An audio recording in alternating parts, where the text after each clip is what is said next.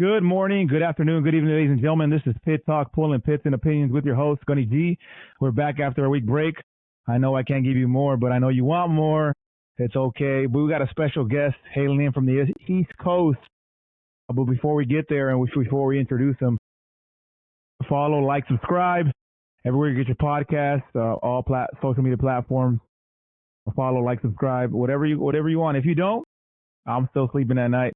We do this for you, ladies and gentlemen. So, again, Pit Talk, pulling pits and opinions. Follow, like, and subscribe on Spotify. Max, can you hear me? I hear you loud and clear, brother. I see you. We had some technical difficulties just a couple seconds ago. We were wearing the same color shirt. I don't know about that. Yeah, well, you got to give me a warning, man, because I'll tell you what, like, you should have put that in the pre notes, like wear this color, or don't wear that color, or whatever. But shoot, I'm a simple ladies and guy, gentlemen. Yeah, you're right. You're right. I see you in those green skivvies. Either you're a skivvy shirt, plain skivvy shirt, or a super suited out guy. I see it. You got some nice suits. It looks like a plain skivvy shirt, but it's actually not a skivvy shirt. It's a regular like long T-shirt. But yeah, and suits, man. You got to look sharp. People, when you like how you look, you feel good. You act. Mm-hmm. You know what I mean? It's part of the. Oh yeah, you look good, you feel good. I'm about it. That's right, ladies and gentlemen. Experience. We're going to give you transparency, honesty, the good, the bad, the ugly, so you understand before you submit that package to become an right now. I don't know about that. We'll get into it though. Right from the cut, Max. Where are you from? Married with kids? Yeah, no. So I'm from Philadelphia, Pennsylvania. That's where I'm originally from. So the first district up there. East Coast life. It's cold. I'm married. I have a beautiful wife. She's a U.S. diplomat. I have a beautiful son. He's 2.5 years old, crazy as ever. You know what I mean? So, 100%. Yeah. Well, I did look.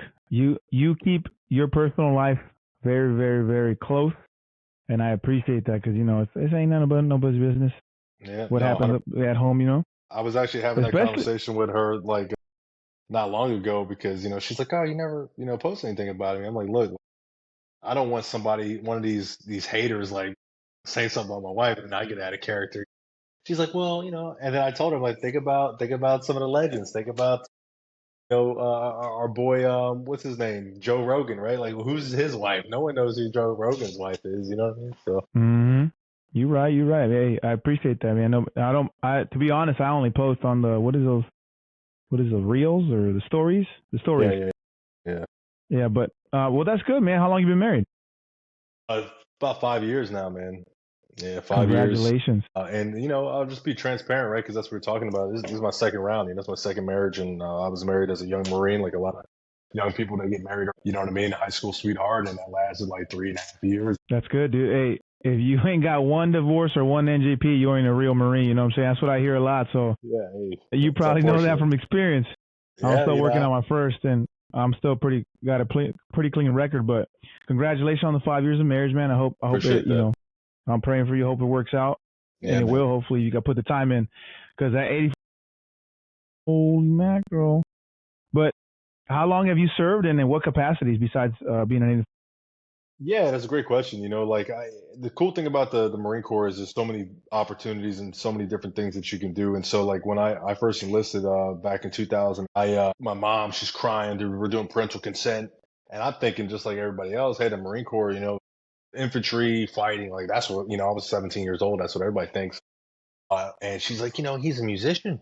He's a musician. She's crying. And he looks over at me like with dollar signs in his eyes. "Oh, you play music, huh? MEOP contract, baby." So I started my career in the Marine Corps band. I did that for 4 years in Hawaii. Right. I got to Quantico, and honestly, mad respect to the Marine band, but it definitely was not for me, right? The culture, the vibe. I was like, this isn't really the Marine Corps experience I was expecting. And so, I started doing as much TAD anywhere I could.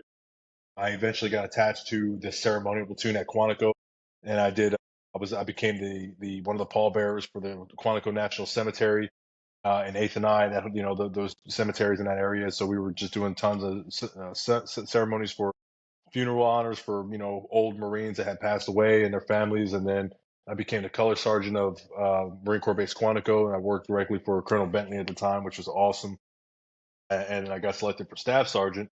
took over that platoon as the staff until I see the ceremonial platoon, which was fantastic experience for me because as you can imagine, like that was really like I mean, I had leadership positions where fire team, squad leader, whatever, but it's like in a garrison capacity, and so you don't really. Yeah. But as a brand new staff sergeant, the day I pinned on those chevrons on those rockers, they gave me that ceremonial platoon. The old staff SOT was retired. That was his last day, so now I was in charge of 30 lance corporals through sergeants, and like it was a huge learning curve for me, but exactly what I needed for another year and a half, 2 years before I jumped into recruiting duty and to learn that maturity, to learn a lot of the stuff that unfortunately the band life has didn't teach me, right? Because I didn't have a chance to be in the field a lot. I didn't have a chance to do a lot of that stuff, and so it really kind of filled the gap there for me. So I'm going to ask you this question: your favorite duty station, but it sounds like where you're at is probably where your favorite duty station's at, huh? You know what? And wherever I'm at any point in my life is where my favorite duty station is, right? I'm a man who blooms where he's planted. And I learned that early in my career. When I was in Hawaii, that was the best time of my life. When I was at Quantico, that was the best time of my life. And now here in RS Fort Lauderdale, beautiful, northern Miami area, it's the best time of my life. So like I don't I'm just fortunate, man. I'm grateful. I'm That's grateful good, to have an dog. opportunity. We're in Washington. It's gloomy, rainy, and cold. Well, Yeah, yeah, I hear and you. then you look nice. You look nice and tan. I look nice and pale. That's the that's the weather. That's the weather out here. So, That's it, man. um, so obviously you have Hawaii, you have Quantico. How has the Marine Corps benefited your life experience right now? So are you asking like specifically how being my life or just the Marine Corps in general? Both. Okay, so well, I'll start from the beginning. Like for me, the Marine Corps was a great opportunity because how I grew up, it broke the cycle of my family, right? Like my family. I love my mom. She's doing so much better now. She moved to West Virginia, got some clean air. But growing up, both my parents were addicted to drugs heavily, crack cocaine, alcohol, a lot of abuse, a lot of neglect, a lot of just like trauma as a child. And so, my sister's not, she's going through a lot of troubles. My brothers, like everybody's going through things. And so, at 18 years old, I'm like, I got to get the hell out of here. I have to pop smoke. I got to figure out what I'm going to do. And so, I was like, the military is an option. And then everybody's talking, Marines are the toughest, Marines are the hardest, blah, blah, blah. And I thought I was just like the toughest kid in the world. And so, like, I'm like, you know what? Like, if I'm going to do something, I'm going to do it. Right. So that I walk in the Marine Corps office and I get started on that process. And so, what it did for my life, I mean, don't get me wrong, like there has been some challenges. I look back in my time in the Marine Corps, and there's been some challenges, but ultimately to have the financial stability that I have, to have the opportunities that I have, I'm very, very close to finishing my degree. And it's not something I necessarily care about. Like I don't think a degree is something I personally need to be successful, but I'm here. I might as well finish it. Like it's free, right? Yeah. And so like that's something that I would have in a million years never done otherwise. The type of person I would become, like, my temperament, my ability to communicate, my ability to think through situations. I don't, I owe everything in my life to the United States Marine Corps. That's a fact. As far as recruiting duty itself goes, you know what I mean? Recruiting duty has it. I'll tell you what, like for me, and again, everyone's got their knack, everyone's got their thing, and recruiting is my thing. Not just recruiting, but communicating, persuasive communication, sales, motivational speaking, inspiration. Like that is what I do. It's what I've always done. I just did it in capacities that I didn't recognize I was doing it in. I was always the confidant. I was always the counselor for the family. I was always that's just my role. I've always been in that role. When I was a kid, I was getting in trouble with girls, and like, one girl would catch me with another girl, and I'm like talking my way out of the situation. Yeah. Yeah. Yeah. And so like I've always had uh, this knack for communicating with people. And so when I became a recruiter, I met my recruiter immediately. I was like, I want to be a recruiter because I see these guys. I walk into the Marine Corps recruiting station, and on 69th Street in Philadelphia, Upper Darby, that border line there in Delaware County, Pennsylvania, um, it's like a desolate wasteland. And I walk inside, this office, and it's like I went to a new universe. And so I'm thinking these are Marines, United States Marines, and they're in the civilian world and they're just like chilling out here doing like God's work. Like, I want to do it. And so, that was always the plan for me.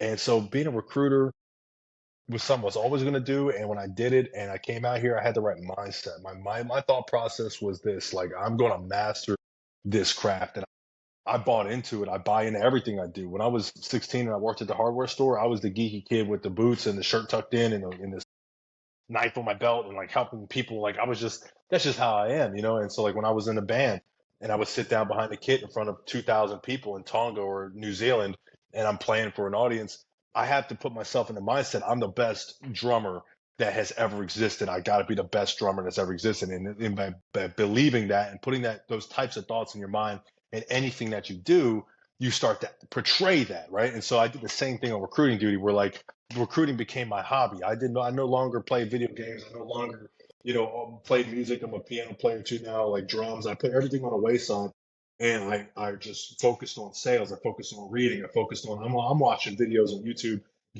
I'm watching guys sell refrigerators. I'm watching guys sell cars. I'm watching guys sell houses. Like I'm watching, different. I'm watching everything I can about people closing on somebody, selling something, and I bought into it. And so, and then I started to click, and I started to realize this is the most powerful skill that any person can learn in the world, because if you can communicate and if you can persuade somebody, and you could have no idea what you're talking about, you could have no skill in what you want to do, but if you can get the other person to buy into your crazy ass idea, you'll get what you want. And so I was like, I got to master this thing. And so, I did. And then becoming an 80 was a no brainer. I went to the schoolhouse for recruiting, basic recruiter course, BRC, not the cool combat, recon guys, but BRC, the communication reconnaissance, right? And I remember seeing the instructor, they're all, and he had this gold name tag, and I'm like, I'm wearing this like shitty black name tag, and I'm like, hey man, like, how do I get one of them gold name tags? Like that's way cooler than this one. And he's like, oh, you got to get this. I'm a career recruiter. And I'm like, that's what I'm gonna be. And that was it, man. I The knew gold going into tag BRC, got I was like, this is what I'm gonna do. That's crazy, Yeah, man. dog. So obviously, your entire career thus far has benefited you as a man, has benefited you in your future and business endeavors. Do you have any currently, or are you working on the side? Or are you trying to hustle a little bit on the side with with the tangible thing craft that the Marine Corps provided you? So, that's a great question. Like, I've always been entrepreneurial, man. Like, 'cause the people who don't know me, they wouldn't obviously know that. But so, like, my entire time in the Marine Corps, I've always been an entrepreneur. So, just to give you a backstory, and when I was in Hawaii, I always moonlight. I was a bouncer at a club. When I got to Quantico, I actually started my own security company called Henchman LLC. It flopped on its head and didn't last at all. But the idea was like, I had a couple of different bars and I had a team of 5 or 6 guys. None of them were Marines, just big old black dudes that just wanted to make $100 a night. And, I got some contracts from different places and I put my guys out there and and we would make some money. And so, I started a little company where I had a couple of inventions that I had made, for music and for things like that. I was working with some people, some manufacturers in Thailand, and try to get them to like help out. That didn't work out. And then I started like an online store, and I was doing that for a while, and that didn't work out. And it's just like I've always been like just this guy trying to move pieces. And so when I found this skill, this passion, I guess I won't really call it a skill. I call it more of a passion for communication, for sales, for recruiting. I realized like this is not only something that I can benefit from as a Marine, but this is something that I can, utilize my entrepreneurial passions and to hopefully expand it. So as of right now, I'm not currently doing anything for money. I am, utilizing the Marine Corps platform, and I'm capitalizing on just simply, you know, my title and status as an assistant recruiter instructor for Lauderdale to simply inspire, motivate, train, and coach recruiters in the entire Marine Corps. That is the reason why I created the Instagram. It's not just to have a small sphere of influence in Fort Lauderdale. I was like, I want to take the things I learned in my first station, the things I learned in my second station, the things I'm teaching people as an assistant recruiter instructor here. It's working. People are crushing it. I want to give it to everybody. So I created the Instagram to do just that. And it's been extremely impactful. So my intent is to, between sales, motivational speaking, putting that together and using the remainder of my 8 years in the Marine Corps to create a brand of what I do. And what I've been doing is developing my own sales process, which has been patented and copyrighted. So nobody can steal my stuff. If you see me talking about non-MC3 stuff, okay, I will come get you. But, you know, my own sales process that is similar, but much different than what the Marine Corps teaches us.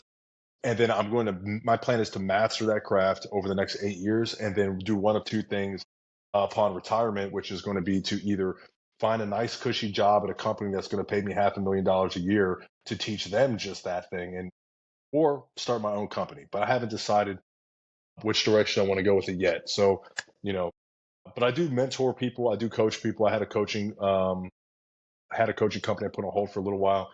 That's where the Dutton Mindset brand actually started, where I had clients in Europe, I had some clients in Africa, I had some clients in the West Coast where, they buy one of my courses. It was like $100, and for 8 weeks for $100, I was just doing it for free, really, just to see if it worked. I would just coach them through getting through life, getting through challenges, like people who feel unfulfilled. Like, how do you become fulfilled? For example, I talk about the piano. I've only played the piano for 2 or 3 years, but it's something I've always wanted to do. And I realized, I'm like, do I want to be one of those people who says, I want to do something and then live my entire life, the one life I get, and just never do it? No. And so, like, I wanted to teach that concept to people. If you want something, you got to go get it. And all you got to do to go get it is just start doing it. Find somebody Yeah. who's doing it.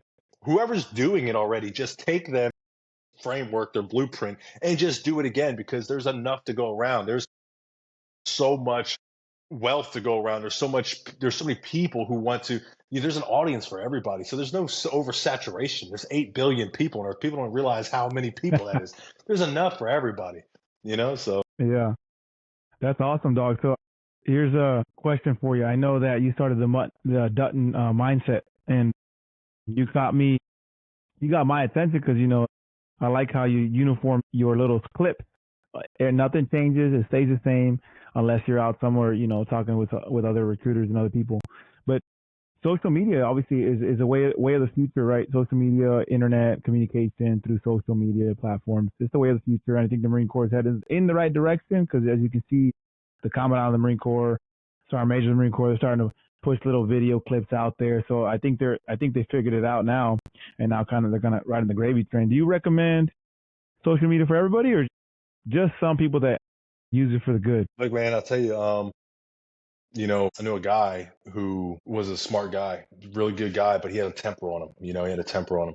And so one day he goes and he purchases a gun from a gun show, and it's a beautiful gun. He loves guns. He's a great guy. He's got family, everything like that.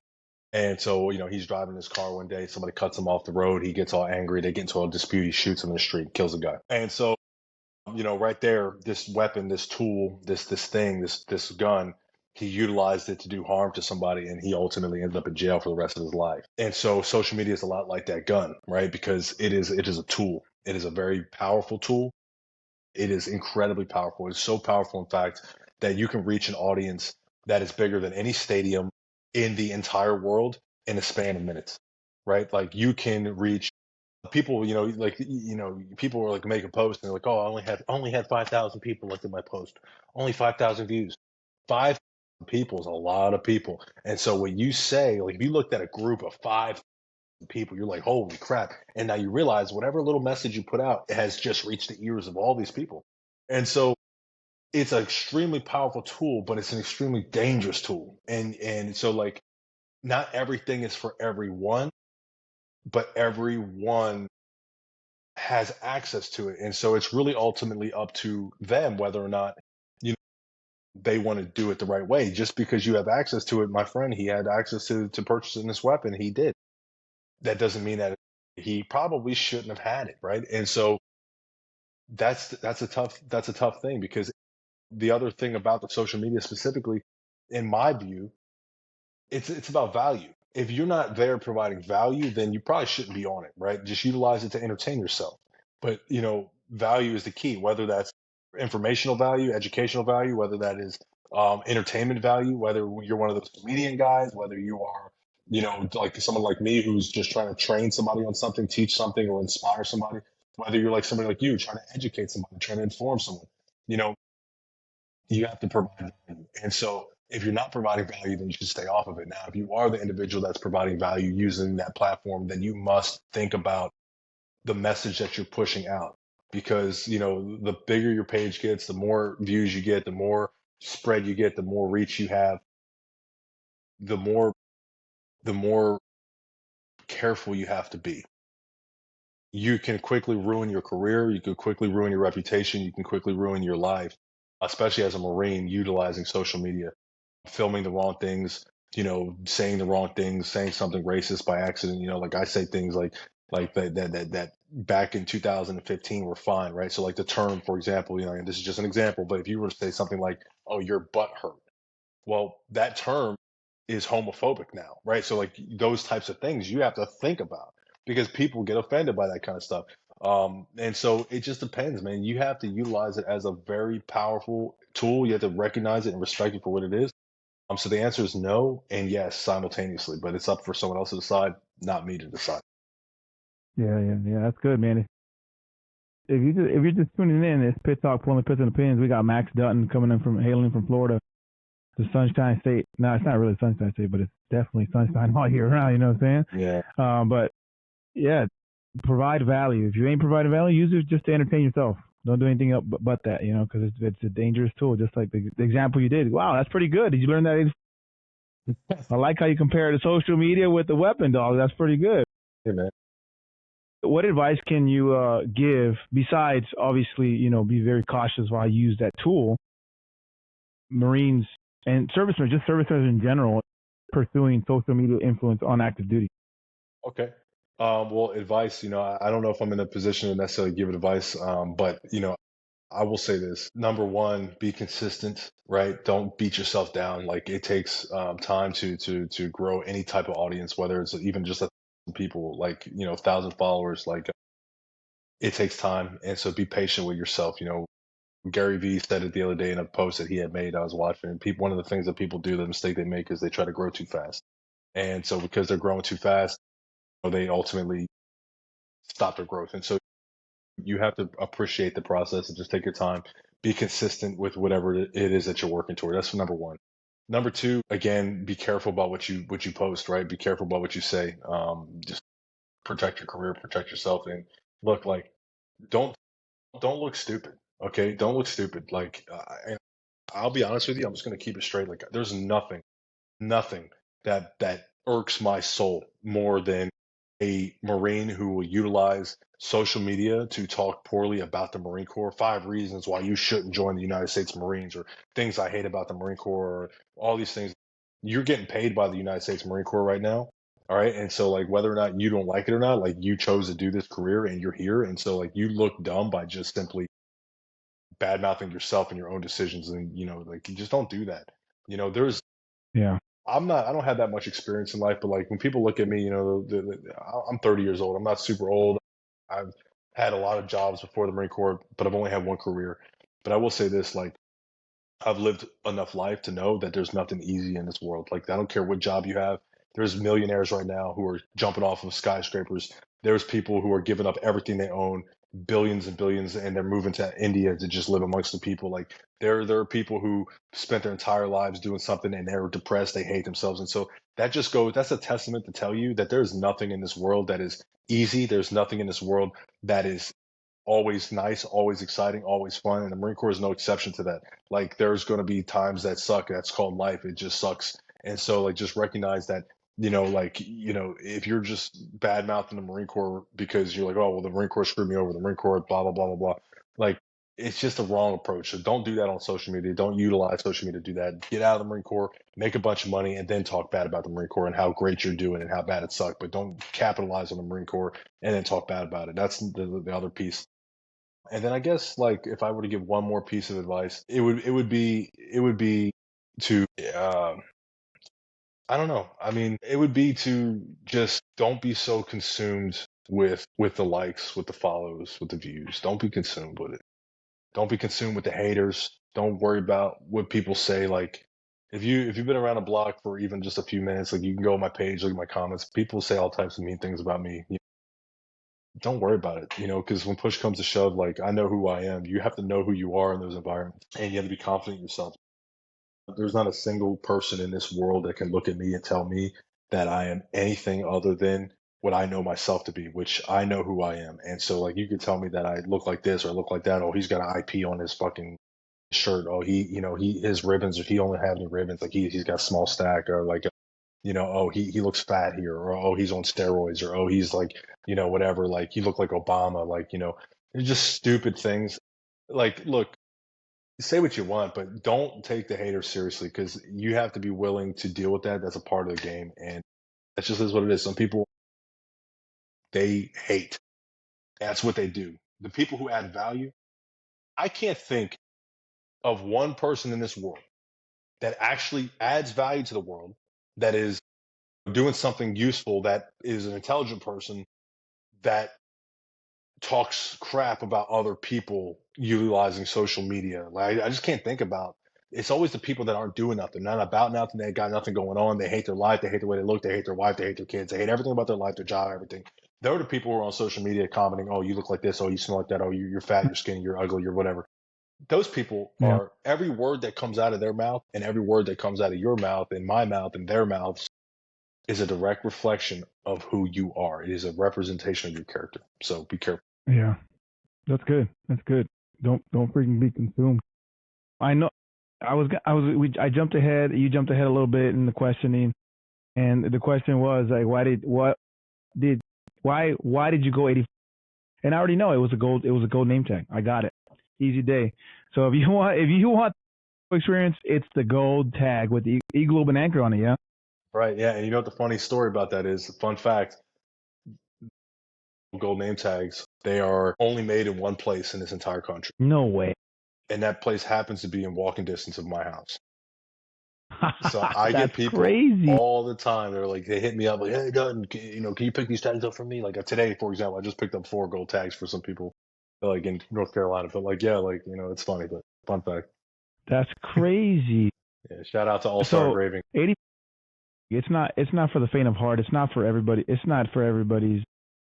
It's not everybody's juice to drink. You liked it because it provided you something tangible. And I have a couple. I have the recruiter session 1 and 2 because it went over a couple. And it was pretty good. And then we had the drone starter session, and we compared the two, and we talked fast here and there. We just, I think, as a drone instructor, previous, right? I'm not a drone instructor no more, but as a previous drone instructor, recruiting 3-day slay, no holiday, no break, and I get it. That's a different kind of slay that I'm not ready for. And I mean, again, I probably could do it now, but after putting all that time in in an SDA of drone instructor duty, but 84, that's a whole nother world. That's a whole nother onion to peel. Like, dang, that's like an SDA on top of an SDA. Tell me about it. Well, it depends on who you are, right? Like it depends on what you're doing, right? Like it depends on who you ask. There's going to be a lot of 80 recruiters who will tell you that 80 are lazy. They don't help, or they're not good at sales, or they did their job for the wrong reason. They didn't want to go back to the fleet. And so, that's their experience. And I'm really sad to hear that. And that's another reason why I created my Instagram page as well, is to be a voice for those guys, to help them. Maybe, if there are, unfortunately, leaders that are not training them the right ways, like at least they can seek guidance through my Instagram. But for me, I'll tell you what, like it is a challenge when you're an 8412, when you do it right, it's freaking extremely difficult. It's extremely difficult, but it's different because, especially like, I'll just keep it 100% with you. Like as a recruiter in 8411, or station commander, there's nothing more stressful than that. Like I will just go and say that, like, I don't feel more stressed now as an assistant recruiter instructor than I did when I was a station commander recruiter. I just don't. I'm a better temperament. I got a better mood. I don't have anxiety. Like I had a lot of anxiety as a recruiter, a lot of anxiety as station commander. It's just a fact. Like, Yeah. And so I'm mad respect to every single recruiter, every single station commander out there in the streets. Like, thank you for what you're doing, because there's nothing easy about what you do. And so as an 8412, what makes my career hard is doing it the right way and following the volume 1 and volume 3, and being able to be a subject matter expert. Like you have to keep your skills sharp. And so, you have to be able to go into an office, especially as an ARI, you have to be able to go into an office and talk to 3, 4, 5, 6 Marines who maybe do not want to be there. They don't like their job. They don't like their life. They haven't worked out in a month. They haven't seen their kids all week. They haven't been with their wives and done anything special. When they are on with their wives, like they don't spend any quality time because they're just drained. Like they're just dead inside. So you have to go into their office. You have to teach them, inspire them, and motivate them. And you have to make it easy. You have to make it easy. You have to give them tangible, digestible tips, something that they can take from you right now. Like, I need you to take this right now. Whatever you just said, I'm going to write it down verbatim. I'm going to say it, and I need to get a fucking contract out of this. Like, that's what they need. And so, you have to be smart because you have to constantly develop and create ways to communicate with these Marines so that they can absorb what you're saying. It is not enough. Like, we must remain to the basics. We must remain to the standard. We must remain to systematic recruiting. It is a necessity, but it's not enough to only do that. You can't go into an office and only preach volume 3. You can't go into an office and only preach what EPM says, the volume 1 says. You have to go into an office and say, okay, this is how you do it per the book. Now, utilizing this, I want you to say this, do this, and X, Y, and Z. It's going to check all the boxes in there, and it's going to make it easy for you. Give it a shot. Do a couple role plays, boom, boom, boom, boom, boom, right? I prepared them. All right, I'm going to explain it to them. Now I'm like, before you do it, I'm going to do it. Now I pick up the phone, I make the TC, I show them what it's like to make an engaged statement that crushes it, gets mom on the phone, she passes the phone to the kid. You put so much value, so much emotional sale into its logical sense. It makes sense. Come on to the appointment. You set the appointment for the recruiter. Now you try. Now the recruiter can get out there and do it. And now not only that, but he believes you because you showed it to him. So prepare, explain, show. Then you can observe and supervise. I think in our training pipeline, sometimes we do prepare, explain, observe, supervise. We don't show them how to do it. And that's a recipe for disaster because you lose your buy-in and you lose your credibility. And when you leave, they're like, yeah, well, why didn't you just show me? That guy doesn't know what the fuck he's talking about. And so you got to be there to, so if you're doing it right, it's very hard. Yeah, that sounds like a DI duty in a nutshell. Honestly, every 3 months, you're the Bobby, you're the new guy, Nick the new guy, right? And they're like, hey, prepare. Here's the SOP. Here's what you can't. Here's what you don't do. Here's what you don't do. Blah blah blah blah blah. And then they don't show you. They just go, all right, hit it. And then they supervise, and then you fail, and you're like, and then you're getting slayed. You know what I mean? That's basically what it is every 3 months until you figure it out. Like, wait, why didn't you just tell me I can transfer Excel rosters and I have to work 24 hours and I don't get no sleep and this, that, and the other for these little badges they got to wear for PT. But anyways, that sucks, especially at recruiting because there ain't no break. You know what I mean? That's for me. It's 3 months on, and I get at least at a minimum not during summer months, right? But at a minimum 10 days off in between. If they don't show you, it sounds like if they don't show you, you're in the suck. Well, it sucks. If they do show you, you're still in the suck in a sense. But like, here's the secret: recruiting doesn't have to be hard. You have to learn to understand people. So like, if I was a brand new recruiter and I was doing it all over again, and I had to give myself advice on what to study in order to be an effective recruiter, I would say, Staff Sergeant Dutton, what you need to do is you need to read books about psychology and human psyche. Why do people make the decisions that they make? How does it work? Why do people make these choices? That's what I would. So books like Laws of Human Nature by Robert Greene, 48 Laws of Power, like, anything that he pretty much writes is going to help you with that. How to Win Friends and Influence People by Dale Carnegie, right? I want to be able to know how people work. Then I'm going to go ahead and talk about the sales aspect of it. And I want to talk about books like, Persuasive Communication. We'll talk about books like Covert Persuasion. We'll talk about books like How to Sell Anything, Fanatical Military Recruiting, whatever, right? Brian Tracy books, like anything that's going to teach me how to close, right? Objections. That's another book. That's a good one. And then the third phase of this whole thing is understanding, so we got human nature, we got sales, and now we have how do you approach, right? Like your personality, your tone, the way you are.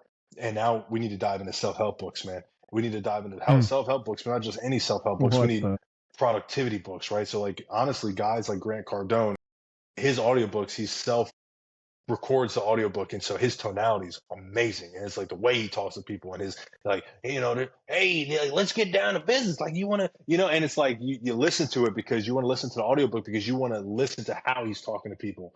And so when you learn Yeah. how he's talking to people, you start to adopt some of those patterns in his voice, right? You want to listen to motivational speakers, you want to listen to guys like Les Brown so you can learn how to tell a story, you want to listen to guys like Eric Thomas so you can learn how to raise your voice and motivate your pool and keep them inspired, right? You want to like figure out how to be a better person, right? So you want to learn how to navigate your world. You want to learn how to carry yourself with pride. You want to learn how to dress right. You want to learn how to smell good, right? Like buy the expensive cologne. Buy the expensive cologne, right? Like buy the watch. I get it. I'm a Marine. I'm not supposed to wear a gold watch. I'm a recruiter. Okay. I need to look good, smell good. I need to be a salesman, right? Like I'm wearing a fucking gold watch. Like Yeah. you gotta sauce it up a little bit. And so you got to learn how to do that aspect. Those three things, that's what I would teach somebody. So like, it doesn't have to be hard. Marine recruiters just have to be willing to invest themselves in the craft. And if you can do that, then what happens is your experience on recruiting duty becomes easier. Then you'll get selected to be a station commander. This is where things become a lot challenging, a lot more challenging for people, because as a station commander, you are responsible for training people to be effective salesmen. That is the primary duty and responsibility of a staff SOIC, is to train your Marines, right? And so, you know, a lot of station commanders are not doing that. And they're wondering, why is my team failing? Why am I not making mission? Why are we not gaining momentum? Why are we to have no calendar control? Well, it's because you're not training your guys to be absolutely lethal. And it's because you don't know how to lead them, right? You have to learn to lead people in these tough situations. And so that's a different set of skills that you have to start to look into reading, all these, the Marine Corps doctrine, right? A lot of infantry tactic books are really helpful with that. Like, believe it or not, the infantry tactic books, they relate so heavily to the fire team that is an RSS, right? And strategy and planning and just like attack, right? Like, here's our objective. How are we getting here? Do. You're doing this, you're doing that, you're doing this. Let's check back in. Boom, right? Like, you're firing on all cylinders. And so, like, these are things now you have to exercise that skill set as a leader and as a coach and an influencer. And so, people have to recognize the role they're in. Yeah, that's great, dude. That's good. That's some good stuff.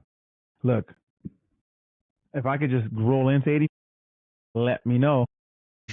You're already you're recruiting me. I'm already in for 13 years. Dang, dude, that's crazy. Yeah, yeah. So do you think, not that you're doing God's work? I'm telling you right now, God's careerist. I got it. You're on the streets 24/7, and you're training the street. You're training the recruiters on the street. So it's like a double whammy. Do you think you're far removed from the troops? When you say the troops, who are you referring to? The recruiters?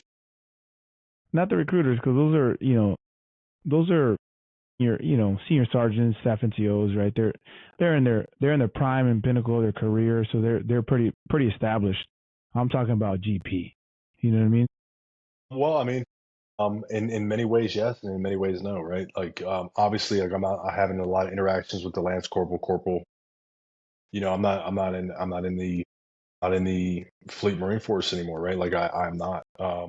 But but I do have a lot of influence on that GP because I make them, right? Like, Hmm. those poolees that we turn into, Marines, we send them off to you guys over there at the MCRD, and then they do their thing and they come back on boot leave, they come back on command recruiting duty, and like, I have a huge influence on those guys.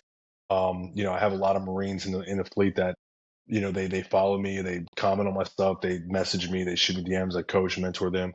So, like, in many ways, yes, but in many ways, no, because you got to also think, like, as a staff sergeant or a sergeant or a gunny or whatever, like, how intertwined are you really with, like, all of those Marines anyway, right? Like, yeah, sure, you do formation or barracks inspection, but like, you got the corporal, you got the sergeant, you got the staff sergeant, and all are before you.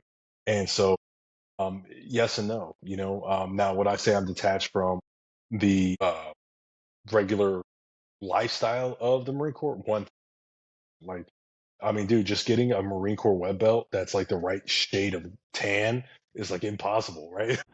Like, one, and that's what makes recruiting duty challenging, is as closely as you can remaining a Marine on recruiting duty. Like, you have to watch your integrity, you have to watch your back, protect what you earn, like a motto, right? Like, you have to constantly keep tabs on yourself. So like, yeah. That's crazy, dog. I don't know.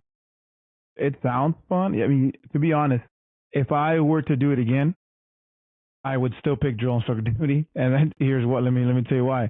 I mean, the stuff that you guys learn, it's way more tangible than just running and screaming and physically fit, and you just, and then it's just you get a lot more platform experience, right? You learn how to communicate, you learn how to talk to people. You talked about it. You have to learn yourself, you have to learn people, then you have to learn this and what makes you tick, so that you can how to for them to tick, right? What do you think is better, IQ or EQ as a recruiter? I've heard that before, but you got to break down for me. What are you talking about in terms of EQ? What do you mean? So I see, you say volume one, volume three. I can memorize that bad boy and I can spit it left and right because I'm freaking IQ is way above yours because I can memorize those things, right? EQ says me and you, I don't need that smart aleck book thumper, right? I rather you can be relate to me as a person, and I'm gonna listen to you way more. Yeah, okay, I'm tracking. So I'll tell you, let me give you another example here, okay? I don't care how strong you are or how big your muscles are, all right? You can only climb the rope so many times with just your arms. True or false? E, that's true. It don't matter how strong you are, man. I don't care how much you're benching at the gym, right? You could be right there in at the Quantico gym or down in Pendleton, like benching 4 plates. It don't matter, big dog. Like you're gonna climb that rope 3 times with your arms at the end of the O course, and that fourth time you're not gonna be able to get up there. Your hands are gonna be cooked. And so it's really similar to that, right? Like you need both, man. Like you need to be smooth, but you need to be systematic. Like you have to understand how to let the system do the heavy lifting. You need to understand the why, especially if you become a station commander. Like you're not going to be able to just strong arm your way up the rope over and over again. You'll make mission, but you're not going to be consistent, man, right? And so just like anything else, right? Like everything has to be calculated, right? You think about Formula One races. These guys are going around the track. They're going around the track. It's not just about who's pushing the gas pedal in further. No, man. Like it's about tenths of seconds. It's about turning this fin just a little bit. It's about dropping the front 1 millimeter, right? It's about getting tenths of seconds each lap to get you through. And that takes calculation, that takes thought process, that takes planning, right? Like, so it's a mixture of EQ and IQ, right? You need to be smart, but you also got to be sharp. Now, if you're just smart, you're not gonna be able to relate to people. And if you just got that EQ, you just got that swag, that's great, man. But you're gonna be doing business the wrong way. And so and you're not gonna be able to teach anybody how to do it either. And that's the most important part of our job is like, if you want to excel out here, you got to learn how to teach people what you're doing. Okay, and so that takes intelligence. You need to have a system, even if that system is your own system. Fine, but like you need to have something that is repeatable. Yeah, that's crazy though. Look, I could talk all day about it. You said you read all these books. You had all these endeavors. It went up and down. Some successful, some not. Either way, you're not doing it now because you're still thoroughly indoctrinated in the experience. Book, book. Tell me about your book, dog. I know you got a book out there. Yeah, Let me actually, hear it. it's funny enough. I actually have like 5 copies sitting right here, man. Maybe I'll send you one of them. It's like a Hey, I read. I signed read. copy too. Got a little signature on there, right? But yeah, so this book right here, this is 10 lessons to escape mediocrity and build your dreams. And I'll be honest with you, like this is like it's like a picture book, man. Like the words are real big and like, it's nothing super special. You know what I mean? But again, right? What did I tell you about the piano? I just wanted to learn how to play it. And guess what I always wanted to Yeah, do? I always wanted to write a book. right about. I just wrote a fucking And you book. did it. And You just did it, dog. but here's the kicker, man. This is where I'm going to blow people away. Like, granted, this book is 100 pages. It's 100 pages long, but it's only about maybe 20 words. It's not that long. Like any real novel is going to be like 50 to 80,000 words. It's a very short book. Like you can read this book in an hour and a half. You know, seriously, you could, right? And that's fine though, because but it's valuable, man. It's valuable. It's just value, man. And so, um, for me, it was just about number one, writing the book. But then this was before. This was actually I was getting out of the Marine Corps before I became 80. I always wanted to be a 12, but like there's something about like the Marine Corps experience, and I was going through like kind of like a midlife crisis, and I was like gonna divorce my wife, and I was all jacked up. Like I was like, I hate my life. Like I'm starting over. Like I'm Yeah, cutting yeah, yeah. everything, man. I'm cutting everything. And so I wrote this book, and like I started like working on like my own business, and I started like, and then like one day I woke up and I'm like, dude, you're gonna blow up your whole life, and I And I took a step back and I'm like, sorry, babe, I love you. Like, hey, I fixed everything. But this book, man, 10 lessons to escape mediocrity and build your dreams. It's exactly that. It's 10 lessons from my life that talk about, what I believe was a secret to the mental focus that I have. I'm by no means a perfect person. I make mistakes all the time. There's not many people on this earth that can look at me and say, I know something about you, but there are some people. And I'll tell you, I'm not a perfect person, man. And so, Yeah. but I've done a lot of self development over the years, man. My first marriage, for example, I was a really shitty husband. I was a mean husband. I cursed, I yelled, I screamed, I intimidated, I was jealous. All those things, man, that toxicity of humanity. That was me in a nutshell. When we got divorced, I remember just going into this black hole, and that's where really my self development journey started. I just went through so much, dude, and I wanted so badly to just turn over a new leaf. And so that book just goes through some of the things that I went through, some of the thought process that I had, some of the lessons that I learned along the way, and I just wanted to be able to just put it out there and just have something for people to read. It's self-published, it's self-edited, it's self-everything. I didn't rely on Damn. anybody to do anything. I just threw it together. And here's a kicker, man. How long you think it took me to write that book? Let's, and I'm just gonna throw this out just jokingly, just jokingly. You know how to communicate. I'd say it probably took you maybe a week. Less. It took me 3 days, man. No, it It took me didn't. 3 days. I did. I took leave. Actually, my sergeant major made me take leave because he's like, Dutton, you're kind of losing it, dog. I was telling everybody I'm getting out of the Marine Corps. He's like, how about we do this? How about you take 14 days of leave on recruiting duty? He's like, take Yeah, 14 days of leave and just go away, clear your head. And thank God he did that because that really helped me.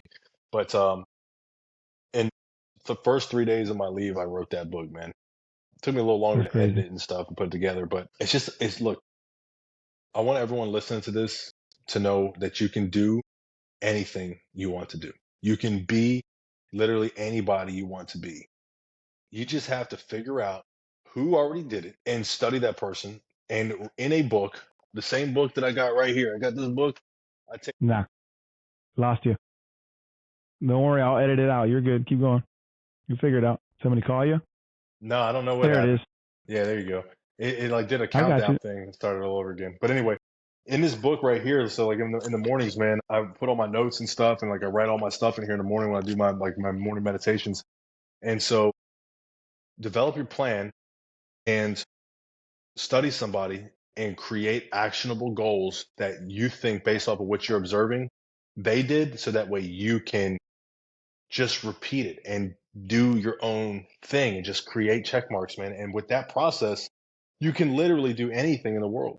The world is it's like a game, dude. It's a video game. You can do anything. You just have to start doing it.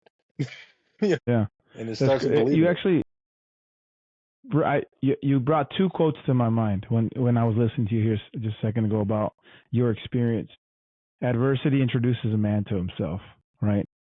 You were in a deep, dark place, and look at you now, right? It definitely introduced you to somebody that you never thought maybe you were that was there, or it was there, and something was a catalyst to pop it out like a firework, right? And the other one is, you know, you miss all the shots you don't take, Wayne Gretzky. right? And my man's right, and Every recruiter is you gonna took. laugh at that one. You're right because look, you did a book. Look, and everybody I talk to says the same thing. And you could tell everybody what you want to do. They're not going to take it. They ain't going to copy it and use it. They're not, because most people won't take that full 30-inch step like Max Dutton does. You know what I'm saying? And they won't do it. And that's something that, just like you say, the world is yours, right? I was talking to a guy, I don't know if you know him, but Derek Cahill owns a chocolate company, Wicked Bold, right? Funny dude. Funny dude. Check it out if you ever get a chance and you got some time. Dude's a great character, man. And he says, dude, I don't advertise nothing. I don't market nothing. Nothing to do with my chocolate. Nothing. It just sells.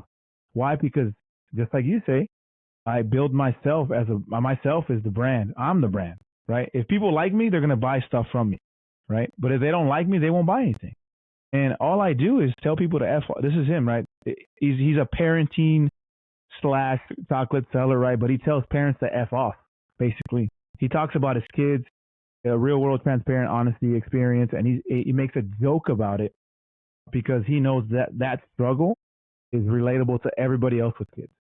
But he just makes a joke about it, and everybody loves it because it's comedians' way of, for us, we laugh about it. For us, it's just funny. If I'm in the suck with you, Max, and it's funny, it's not going to be as bad. If I can laugh about it, it's not going to be as bad. And so those are the two quotes that you brought up to me, man, that just came to my mind. Like, what can you tell me or tell others that want to do what you do and that are struggling right now? If you could have, and the floor is yours, man. This is, tell them what you can offer them. Hey, look here, if you have one chance to give advice, Max, give it to them. Okay. Number one, cut out the bullshit. Cut out the time wasting stuff. Cut out the video games. Cut out the mindless TV, the mindless scrolling. Like, take the time to enjoy yourself and to decompress. Like, yes, okay, fine, but like, don't get invested with that kind of stuff. Like, cut it out. First of all, you have to make time in your schedule, make time in your life. Find the thing that you want to do and give it everything you got. Like, just be about that. Make that your hobby. Make that your hobby. Number three, stop complaining. Stop complaining about why it's so hard or why life's not fair or like why this or why that. Stop talking about people. Stop bringing others down. Stop. Just focus on yourself and focus on your goal and like work on your goal. They say that like people, stupid people talk about people. And so don't talk about people. Don't talk about, like, just focus on your goal and then just drive toward it and realize one thing. Nobody is going to do it for you. Nobody cares. Like, when push comes to shove, you got your life and you're either going to make it or you're not going to make it. No one's going to lift you up. No one's going to make you feel good about it. No one's going to tell you that it's good. You'll know it's good and you'll know it's not good when people don't care. And, or they do care. And that's it. And so, like, nobody's going to do the work for you. The same thing applies to your dream, your project, your goal, your business, your body, your mind. Nobody can do the push up for you. Nobody can do the pull up for you. Nobody can stop stuffing the food in your mouth. Nobody can pick up the pen for you. Nobody can do that shit. It's up to you. And so you either do it or you don't do it. And guess what? For me, it doesn't affect me because it's not me, it's you. And so, like, remember that. And so, like, and sometimes that can be a dark place to be in. Sometimes that can be a dark place. But again, don't feel sorry for yourself. Who cares? Like, suck it the fuck up and get your shit together and get what you want. That's it. That's good. If you're just tuning in, you got the best part of the whole thing. I mean, the whole thing's good, but hey, suck it the F up. Sorry, that's gonna go on my too shirt. much. Oh no, you dog. This is your show. I'm just providing the platform. Everybody needs to know what you know, dog. I hear you. And this session, I learned a lot. Your brand, your marketing, your tool, right? I'm definitely not gonna steal it, but I'm gonna DM you. What's up, Max? Hey, counsel me, coach me real quick. I know you gave me last week a couple, tricks of the trades, and I appreciate that. I really do. You were honest with me, and nobody took the time. And we barely know each other. That's right. You know what I mean? Like, we haven't known each other that long, and we've been texting back and forth. I call you here and there, and I message you on social media. I don't know Max like that. I don't peel the onion back like that, but I know what you have offered me already in the small time that I've known you. And I really appreciate it, dog, because nobody else, besides my wife. Yeah. She's pretty transparent with me. She sounds like God. They're kind of sound the same. You know what I mean? So besides her, you have been pretty transparent, and I can name a couple others. Jeremy, shout out. He helps me out all the time. He takes my phone calls at whatever time. But for you, dog, take the time to, that 1 second. It didn't take you like 5 seconds. He just said, hey, look, I've been there. Here's my advice to you. That's right. And I said, what the? I started crying for a couple of days. I started eating buckets of ice cream. I'm like, dang, dude, Max just hit my soul hard. He stabbed me hard with that K-bar. And but I appreciate it, dog. It made me realize, like, hey, I probably should try this again. advice again. And thank you for the inspiration because, sometimes you do need it. Sometimes, I do need it. I, Again, I do this for my mental health. I talk to people like you. I talk to people in the Army, Air Force, Navy, and they all provide me the same type of insight. Like, hey, look, this is my experience, and I want to help others out. And that's all I want to do is help other people out, man. And you're doing that by the Dutton experience, so I appreciate it. If they want to DM you, if they want to, they need coaching from Max, where can they reach you at, dog? Yeah, I answer every single DM that's worth answering, right? So like, if as long as you're not hating on me, like I'll respond. So I actually coach people all over the place, coaching calls from random people I have never met, and I had a CDR Marine today. Like I walked into the office I was going up to at Delray Beach, and he's like, "Is it you?" It's like he's like, "Can I message you?" Like, so like just hit me up on social media, hit me up on Instagram. I'll respond to all your comments.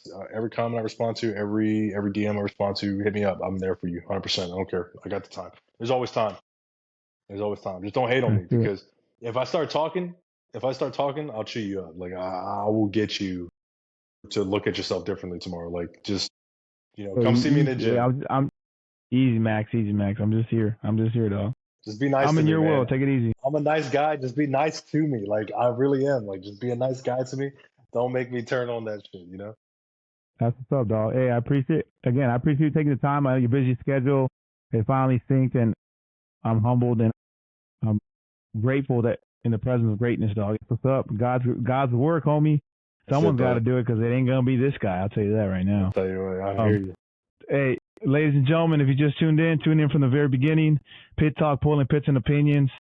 Ladies and gentlemen, have a good night, and we out. There it is. The cut is real. I will only tag you in the little short videos, but I will definitely collab on the thumbnail. Send me a 3/4 pic, half body pic, whatever you want on your thumbnail. Unfortunately, I got hacked, so that other social media page, I guess it was for the better. You told me that, and then I got a bunch of weird stuff started to happen on my social media, so I was like, oh boy. I hear you. So, but yeah, thank you for the truth, man. I appreciate it, Max. Hey, I will buy one of those books at the Amazon or what? Yeah, on Amazon, man. You can pick it up. It's like $10 or something, $9. It's cheap. That's up. Hey, support small business. Yeah, that's it, brother. Hey, if you ever need anything, man, you got my number. I got yours, dog. You're in my toolbox. And if I ever need anything, I'm definitely going to use and abuse you, homie. Don't apply, bro. You Hit me got up. absolutely. All right, dog. I got a Yes, sir. basketball game to get to. All right, man. Best of luck to you and the fam. Take it easy. Hey, later.